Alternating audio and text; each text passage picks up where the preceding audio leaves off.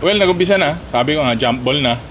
So, tayo naman basta mag-start na para matuldukan na, masagot na yung mga tanong ng taong bayan, masasatisfy po natin yung 8 out of 10 po na survey ng mga taong gustong mag-umpisa na at masagot na yung mga tanong tungkol sa impeachment. Nag-umpisa na rin yung pre-trial. So, nagkalatagan na rin po kung paano i-map out yung buong impeachment process.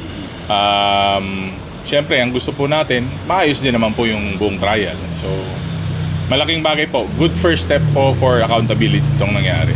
Hindi naman po required na abogado. Pero, sabi ko nga, may edge din po kung mas hasaka po sa batas. Yes, sir.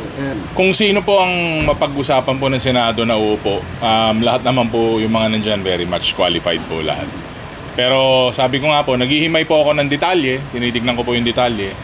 Ang edge po na nakikita ko kay former Senate President Chis Escudero is karamihan po nung rules ng impeachment court.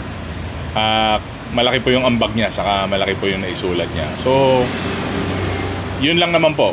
Sa tingin ko po, kung sino man po mapagdesisyonan nila, ang importante po ay mag-umpisa, saka matapos po itong impeachment trial natin. So, hindi na